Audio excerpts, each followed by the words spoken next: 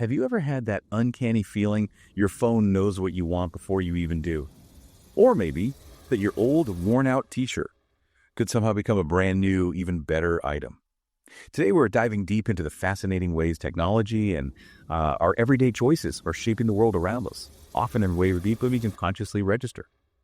Welcome to the Deep Dive, our mission. Take the latest intelligence, cut through all the noise, and pull out those truly important nuggets of knowledge. We want you to feel genuinely well-informed, maybe learn a few surprising things, hopefully have a good laugh along the way.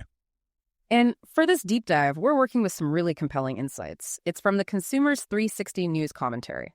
Consumer Trends and News, dated July 2nd, 2025.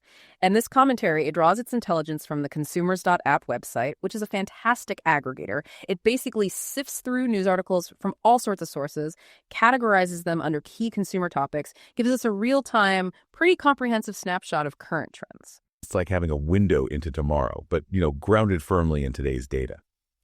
So we're going to unpack 5 key headlines. They really illustrate just how much AI technology in general and our own consumer choices are influencing everything. From the tiny moments in our daily lives to, the big shifts in retail and that critical push for sustainability, it's all connected. Okay, let's start with something that's probably happening right now, maybe as you listen, without you even realizing it. Our first headline comes from the Elko Daily Free Press. What you didn't know AI detection was already doing in your life. Now, when I hear AI detection, my mind kind of jumps to scam filters, maybe targeted ads, but I'm guessing it's far more pervasive and maybe more helpful than we realize. What are some of those unnoticed examples, things that might genuinely surprise us? Oh, it's far more deeply embedded than most people imagine, and often it's designed to be invisible, right? Think about it. When you ask Siri or Alexa a question, AI is detecting your voice patterns, processing natural language, understanding your intent. Right. That feels normal now. Exactly. Or that personalized playlist Spotify curates just for you. Or how Netflix seems to know exactly what series you'll binge next. That's AI detection constantly learning your preferences. Even something like your bank flagging a suspicious transaction, that's AI algorithms detecting anomalies in your spending. Little deviations. And for those of us wearing smartwatches or fitness trackers, AI is constantly monitoring your heart rate, sleep cycles, activity levels, and then offering personalized health insights based on that data. It's meant to be seamless, almost like a digital sixth sense. Okay, here's where it gets really interesting for me, though. Beyond that personal convenience, how is AI playing a critical role in something like network security? That feels like an invisible guardian kind of constantly watching our backs online. It absolutely is. A key way is through something called Network Behavior Anomaly Detection, or NBAD. NBAD. Yeah. Think of it like this. Every network has a sort of normal heartbeat. Typical patterns of data flow, user logins, server requests, that kind of thing. NBAD uses AI to continuously monitor that heartbeat, but it's looking for the tiniest stutter or surge. Like something slightly off. Exactly, like an unusual amount of data suddenly going to an obscure server, or maybe a login attempt from a country you've never accessed before. It's about detecting subtle shifts in behavior that might signal a hidden threat. It complements traditional stuff like firewalls, but it adds this crucial layer of proactive defense. It can even spot brand new threats, those zero-day exploits. Wow, okay. And what about the human element? You mentioned health insights, but can AI actually help with something as fundamental, as human, as loneliness? Surprisingly intimate. It's a fascinating area and, increasingly relevant. Recent studies have indeed shown that AI chatbots have potential in alleviating loneliness. They do this by engaging users in meaningful, sometimes even empathetic-seeming conversations. Really? Well, in some cases, these AI companions have shown comparable effectiveness to human interaction, particularly when users feel heard, Right. When the AI is designed to respond with a degree of, let's say, emotional intelligence simulation. Now, it's obviously not a replacement for genuine human connection, let's be clear. Right. But it is offering a surprisingly viable coping mechanism for some people, providing accessible interaction on demand over time. And, speaking of deeply personal connections, AI is also totally reshaping how brands connect with us through everyday things like food marketing. On one hand, imagine a supermarket app that knows you're vegetarian, you just finished a marathon, and you're craving comfort food. Okay, specific. Right. It could instantly push a personalized ad for, say, plant-based protein recovery shakes and a healthy pre-made vegan lasagna. That's the predictive power AI offers. It consistently outperforms traditional marketing methods. But the flip side, There's always a flip side. always, this level of hyper-personalization, it demands massive investment, both in the tech infrastructure and the specialized data scientists needed to run it. So it creates a huge barrier to entry for smaller businesses. It's like a new kind of marketing arms race in the food industry. That's incredible to think about, just the sheer breadth of AI's influence, often unseen, which leads us perfectly to our next headline. AI-powered assistive technologies are changing how we experience and imagine public space. This one's from the conversation on MSN.com. So what does this mean for how we interact with our physical environment, especially with wearable tech getting so much smarter? Yeah, this is a huge shift. And again, often unseen in how we navigate the world.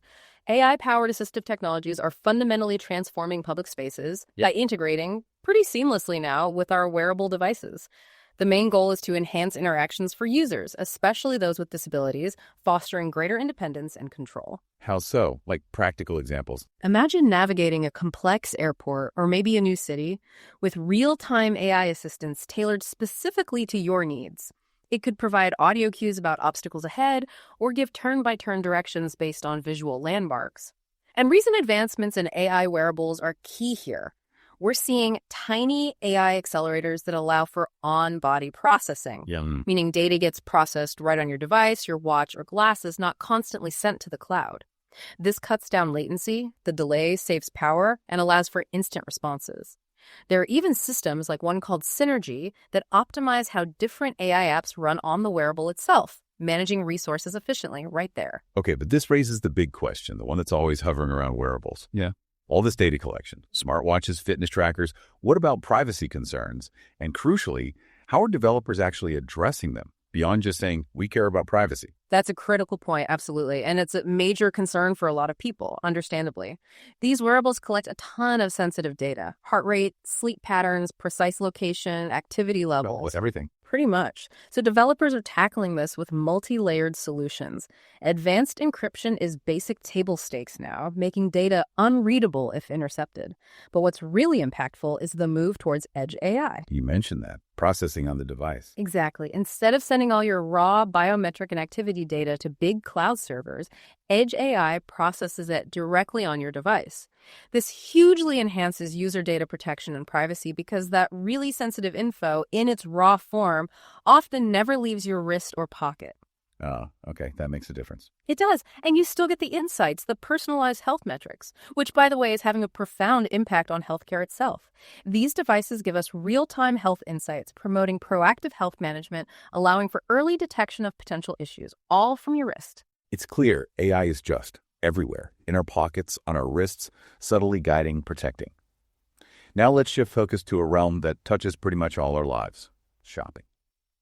Our third headline, Retail Media 2025, where smart screens, AI, and omnichannel execution will decide the winners from the Silicon Review, suggests a massive transformation is coming. Or maybe it's already here. Just how much is AI expected to shake up retail by 2025? Oh, the transformation isn't just expected, it's well underway. And the economic impact is huge. The global AI retail market, anticipated to hit something like $15.3 billion by 2025. Wow. Billion. Yep, billion. Growing at a compound annual growth rate of about 36.6%. That's fast. AI is basically set to enhance every single part of retail, optimizing inventory, massively improving customer personalization, boosting operational efficiency.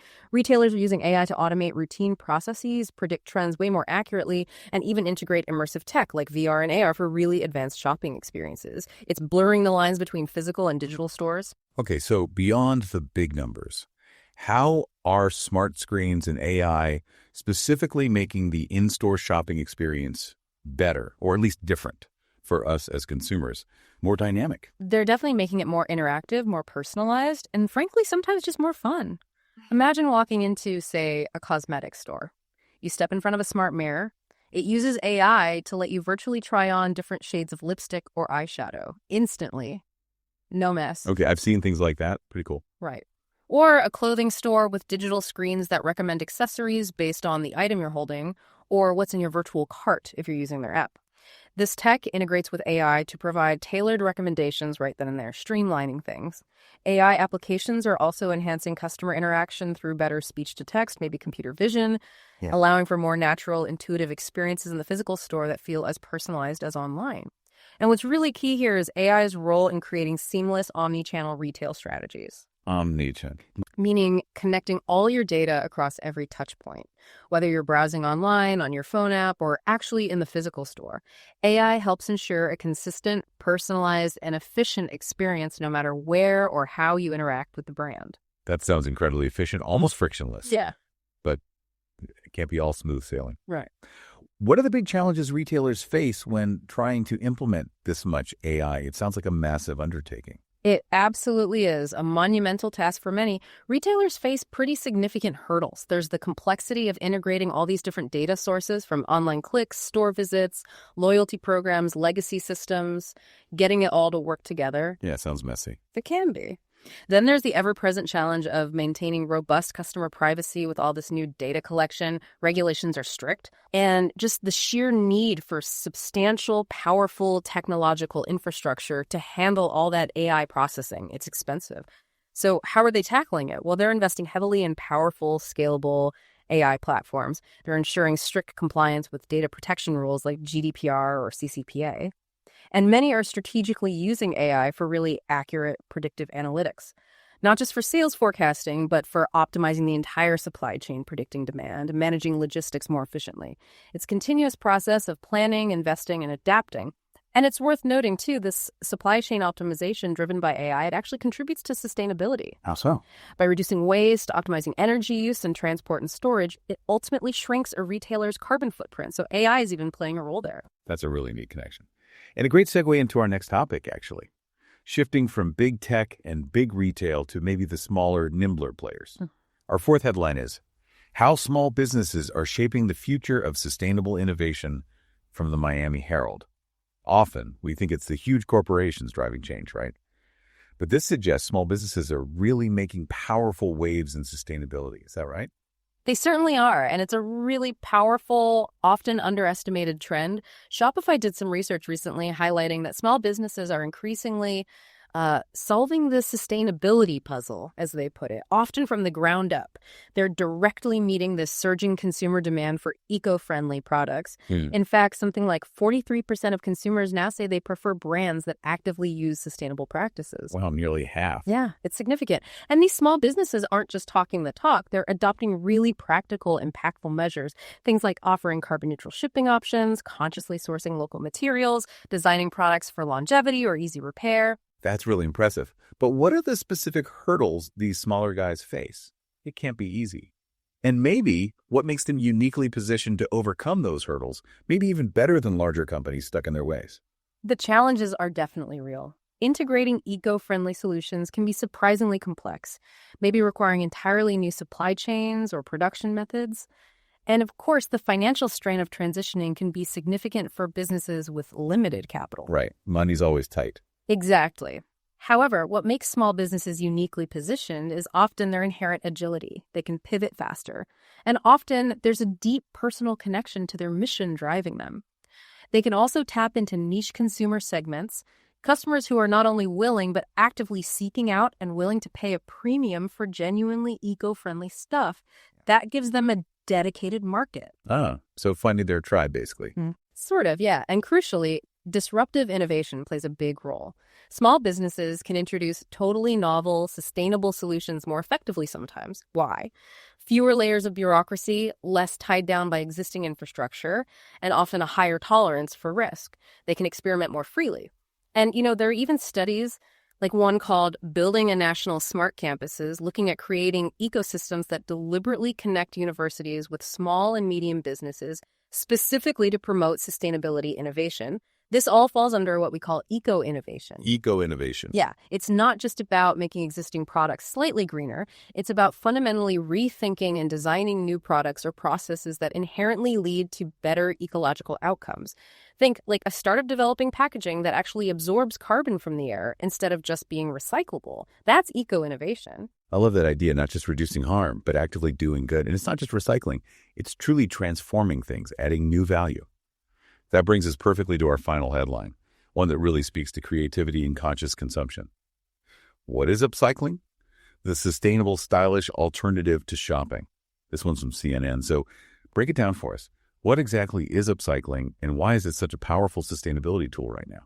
Right. Upcycling, sometimes called creative reuse, is basically the process of transforming byproducts, waste materials, junk, unwanted items into new materials or products. And the key is these new things are perceived as being of greater quality, environmental value, or maybe artistic worth than the original waste. So making something better out of trash. Essentially, yes. And its contribution to sustainability is immense. It significantly reduces waste going to landfill. It dramatically lowers the energy used compared to manufacturing brand new products from raw materials. It decreases pollution from extracting those raw materials and from the production processes. And ultimately, it minimizes the overall demand for new stuff. It fosters a more circular way of thinking. That's a fantastic distinction. What's really interesting here is how it differs from traditional recycling, because I think a lot of people use those terms interchangeably. Can you clarify that? Absolutely, and it's a really important distinction to make. Traditional recycling often involves breaking materials down into their basic components. Think melting plastic bottles or pulping paper. This can be pretty energy intensive, and often the resulting material is of lower quality or value than the original. That plastic bottle might become carpet fiber, not another bottle. It's sometimes called downcycling. Ah, okay. Downcycling. Right. Upcycling, on the other hand, adds value to waste materials, usually without degrading their quality or composition. It's generally less energy intensive because you're not reprocessing materials from scratch. And it results in higher value products, which in turn means less need for new raw materials altogether. Think about clothing, for instance. Upcycling textile waste isn't just shredding old clothes for insulation fill. Which is useful, but Downcycling. Upcycling is transforming a worn-out denim jacket into a stylish new bag, or making unique patchwork garments from fabric scraps. This directly conserves resources like organic cotton, drastically cuts the huge amounts of water and energy needed for new clothing production, and that directly translates to fewer greenhouse gas emissions, less air pollution, less water pollution from textile mills. okay, this is fascinating, but it raises a question. Is this just about crafty folks making cool things on Etsy? Or are there actual cutting-edge scientific advancements happening in upcycling, especially with really tough materials like plastics or maybe industrial waste like silicon? Oh, absolutely. It's definitely moved beyond just crafting, though that's still a huge part of it. Material science is making some truly revolutionary strides here. For plastics, which are notoriously hard to upcycle effectively, a study from January 2024 showed a new, eco-friendly photochemical method. They converted polyethylene nanomembranes, basically thin plastic films, into fibrous carbon. And the kicker, they did it at ambient conditions. Ambient, like room temperature. Exactly. Normally, breaking down polyethylene needs immense heat, harsh chemicals. Doing it at room temperature means drastically less energy, lower costs, no toxic byproducts. That's a potential game changer for tackling plastic waste on an industrial scale. Wow. Okay. What about silicon? Yeah, silicon waste from making computer chips and solar panels. That's now being ingeniously upcycled into high-performance anodes for lithium-ion batteries. A study in May 2023 detailed making the spherical silicon-carbon composite that significantly improves battery capacity.